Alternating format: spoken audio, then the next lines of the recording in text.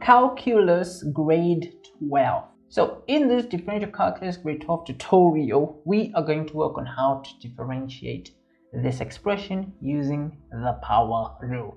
So how to differentiate using the power rule is what we are showcasing. Hi guys, Levi here from Bright Young Brain. Now, what we need to recognize is that this dx here, right, with these square brackets here, this is literally asking us to differentiate. Another way they can ask us to differentiate is if they asked for that symbol, or if they asked for dy over dx. All those three, this, that, and that, those are all three ways that they can use to ask you to differentiate. Now, differentiating this is actually quite simple. We just need to recognize that whatever we do, pi is just a number.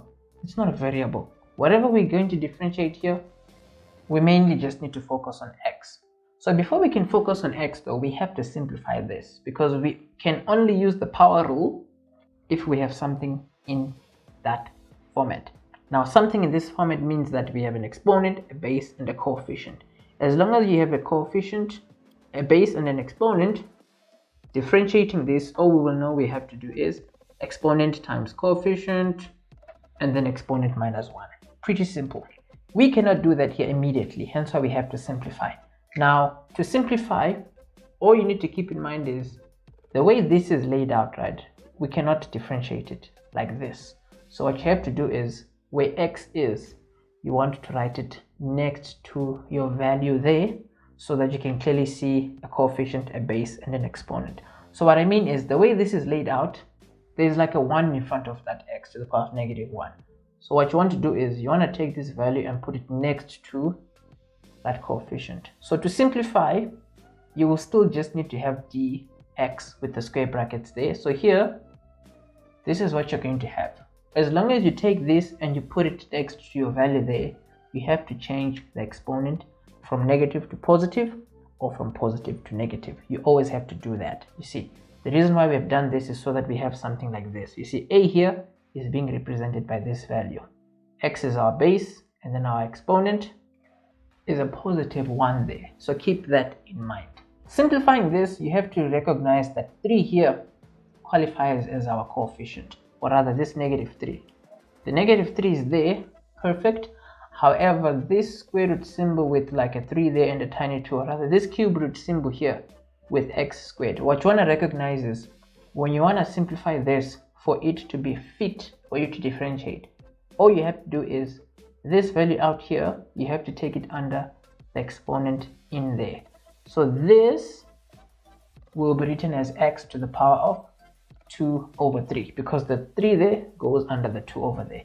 Now this, we can differentiate it because it satisfies the power rule. You see, this term and this term, they can both be differentiated using the power rule. So let's differentiate. When we do differentiate, now we can start off by putting equal to here. You see, this differentiated is equal to this times the coefficient, which is just 14 pi over 1, which is still just 14 pi if you want.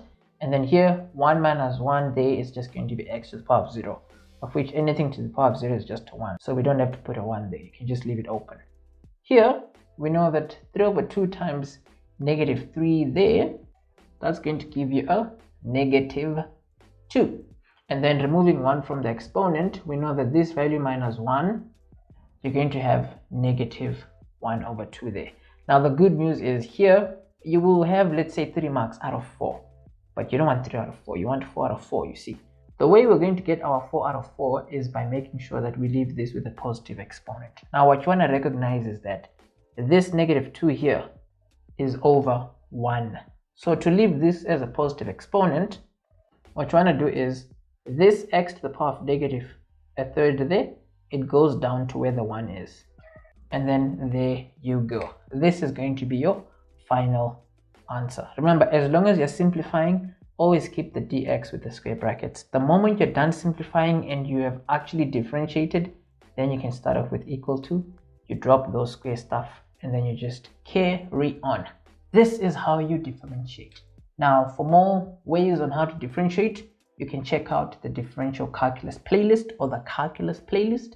And obviously for more deep, super duper crazy tutorials, you can check out the course platform. The link to that is in the description. And if you haven't already, be sure to subscribe. And if this video was helpful, you can give it a thumbs up, and I'll see you in the next tutorial.